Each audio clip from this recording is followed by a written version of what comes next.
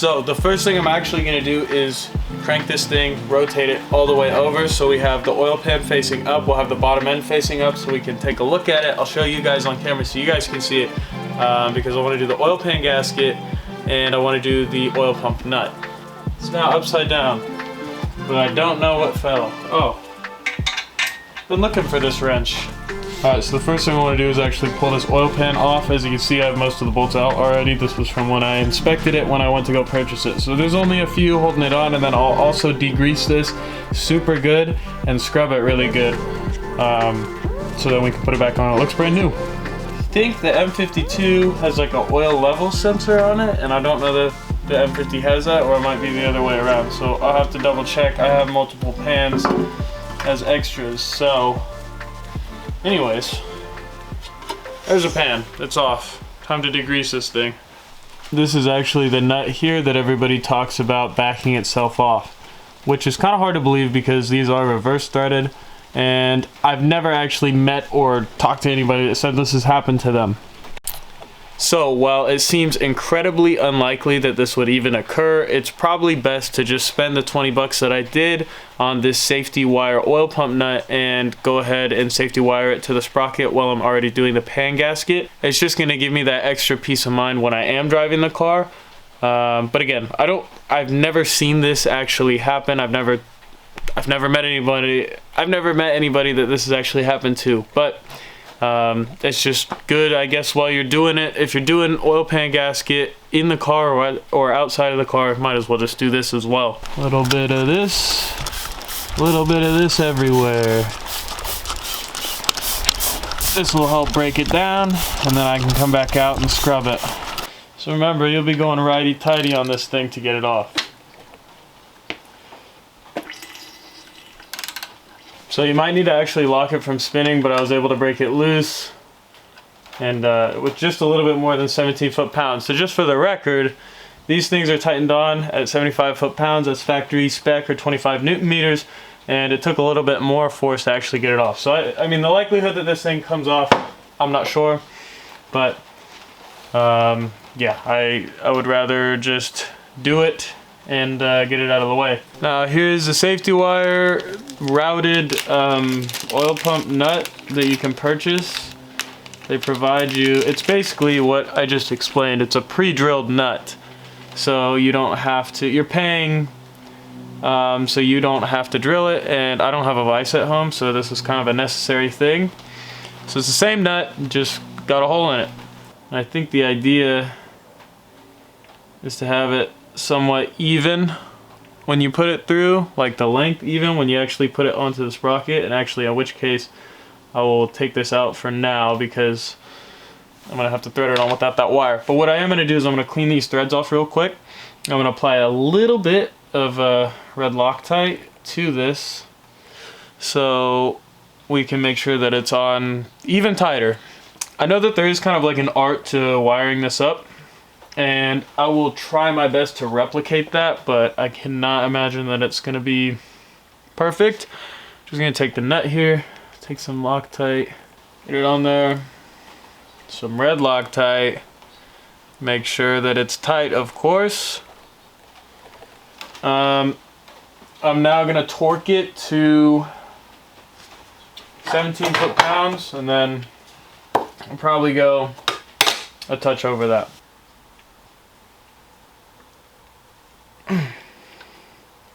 Weird. I guess this thing doesn't click the other way. But I would imagine that fucker's on there pretty tight. So we're then gonna take our safety wire. Sorry, I got a light on top of a light, so it probably didn't look the best on video. I'm just gonna twist it probably a good couple times here. That's not working out, is it? Okay. Fuck. This shit harder than I thought. Alright, well, that's my finished product right there. So I posted a photo of this on my Instagram story. I said, if anybody else has done this, how's my form? So we'll see what people say. Alright guys, it has been a few days, and you'll notice the oil pan is actually now on the M52. I just went ahead and put it on. I posted about the wire nut situation on my Instagram story, and I had a good amount of people that actually corrected me on how to do it.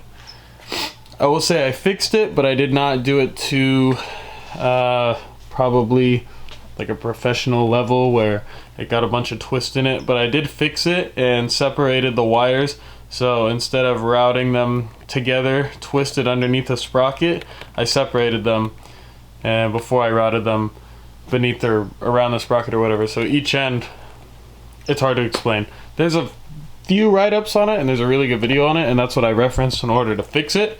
And I'll try and remember to link that down below. I didn't have a 1/4 inch torque wrench, and I had the 3/8 and the 1/2 inch from Tecton.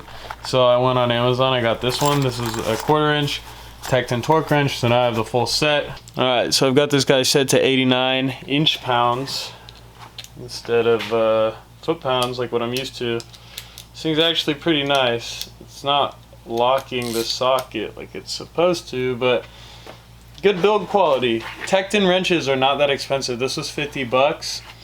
So I've been tending to trust these Tecton wrenches.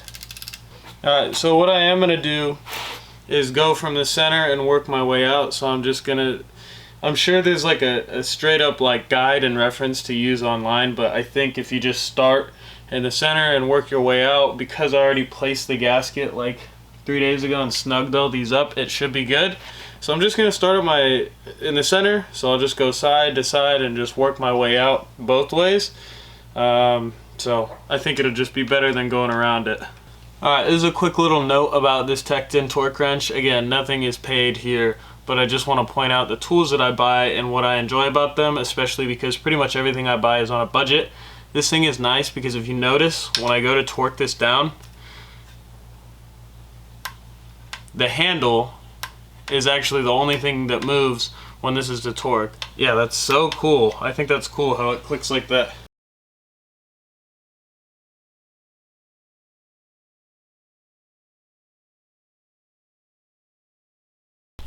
Alright, so now everything is 100% torqued down to 89 inch-pounds, which again is the specified spec. I actually had some trouble finding the right answer online, so that's why I referred to the Bentley manual. I will also note that per the Bentley manual, it says when you do the oil pan gasket, the only RTV that you need is actually on the mating surfaces, like where the block meets the timing cover, as well as just on the back here. I wish I had a photo of it, but I just kind of threw this thing on the other night when I had stopped recording and I had fixed my sprocket or fixed the safety wire nut, whatever, so I wish I would have showed you guys that. But essentially I put 4 beads, one here, one here, one here, one here. If you're doing this job on an M50, M52, any 6-cylinder, you're gonna see that where the mating surfaces are. They're very clearly marked. You can even feel it with your fingers. So that's where I laid down a little bead of silicone on each, so RTV in each corner, lay down the gasket, and then I put the pan on. I hope I don't have any issues with this, but you know, trial and error I suppose, and that's what the manual calls for. I'm assuming I shouldn't have an issue with that. My valve cover gasket doesn't leak on my M3, and you know, I did that to factory specification as well, so this should be good. So now, finally, we can flip this thing over.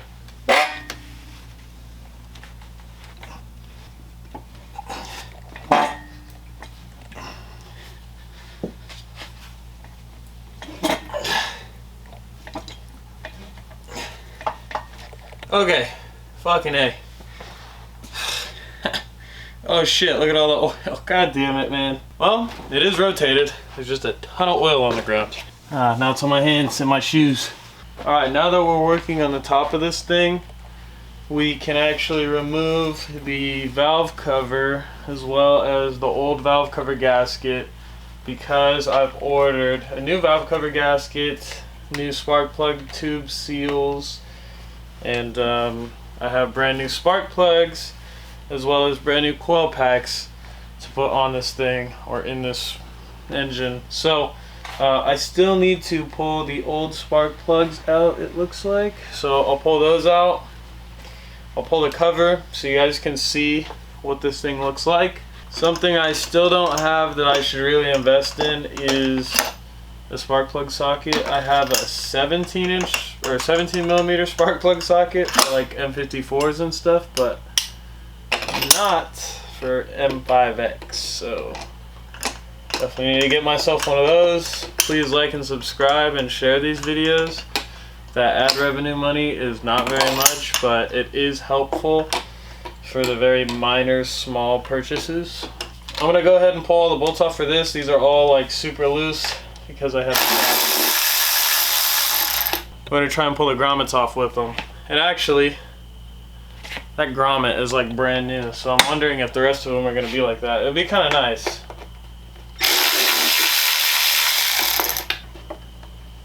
So, valve cover's off. You guys will be able to see this in a second. It looks pretty good.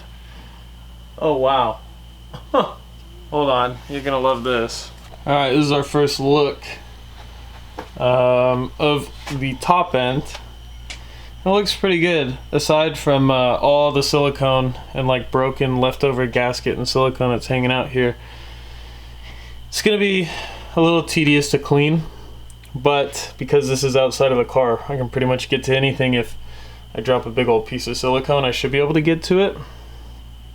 But yeah, it looks decent, looks pretty good. There's not like really any major scoring, but if I'm being honest with you, I'm not gonna sit here and bullshit. I don't really know what I'm looking at, so I know it looks pretty good in comparison to how my S50 looked. I mean, they both look around like this. I have no idea how many miles this has on it, so if you guys are taking a look, maybe you can put a guess down below, because I don't think I'll ever find out the mileage of this engine. But anyways, I'm gonna go to work on cleaning this thing. I actually dropped a video around a month ago that was pretty detailed on doing a valve cover gasket on this, so I might actually just skip that filming entirely, because I just made a pretty detailed video that I was pretty happy with. So go check that out. I'll link it down below, and if I remember, I'll put a card up. But yeah, I'm gonna get to clean this thing. I'll put the new valve cover gasket on, as well as the spark plug tube seals, and I'll catch up with you after that. Alright, so I got all of the RTV off of this thing, even in the spark plug tubes here. These were kind of gnarly because there's a ton on these, and there's like in the holes, there's still a little bit of RTV here that I gotta get out. But my buddy Carson actually brought up a good point. He mentioned that there could be so much RTV on here because this thing could be warped.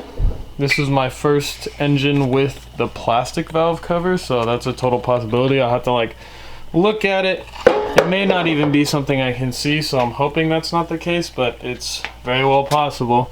Alright, so the valve cover gasket is on. As you can see, I torqued everything down. The torque spec was actually the same as the oil pan, so it was 89 inch-pounds or 10 Newton meters. So I got that all torqued down. Really, there's going to be no way to tell if this thing's going to leak or not until we actually run the car and start seeing if we get leaks. I don't think so, but if we do, we do. This is not that hard to change in the car. It's going to be not fun, but you know, it's not a pain. So this is done. Alright, so the spark plugs have now been installed. You can see them in there. The torque spec on these was 18 foot-pounds. So a little sketchy when you tighten these in, because you definitely don't want to mess these up and you'll have a really big problem on your hands. But that's good, those are tightened. I'm going to put the coil packs in, though I don't have actual nuts to secure them in this. I'm going to have to order those.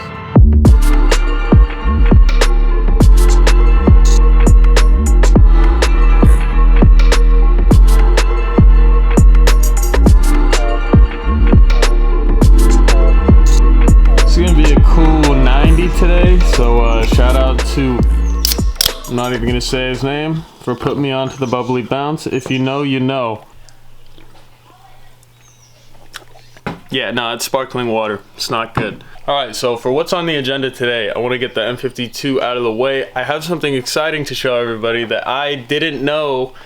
I mean, naively, I've had these on the shelf sitting thinking that they wouldn't work, and then last night I like kind of mocked them up and they're gonna work. So let me show you something. So a buddy of mine, my buddy Austin, that actually helped me pull this engine, or the M50 out of the car, brought me these.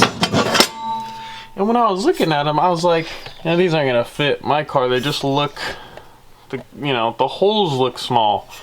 I don't know what the fuck I was thinking.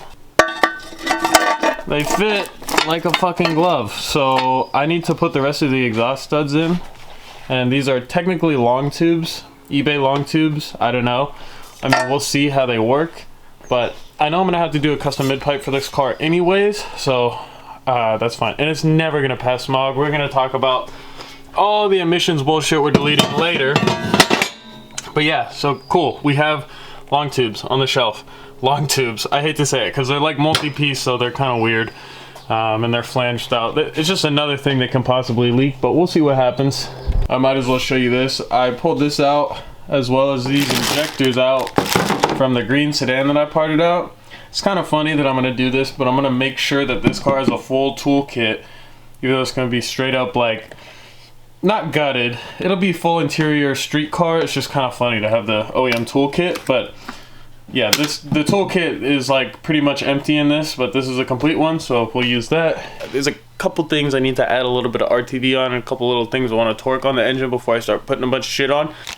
Alright, so luckily I had some brand new in packaging exhaust manifold gaskets. I can't remember where I got these. I think these probably came with a set of eBay headers I had.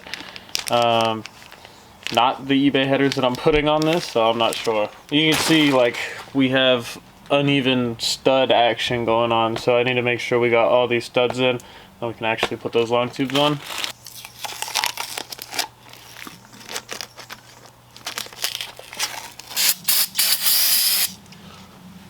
We're gonna give this thing a good wipe down here,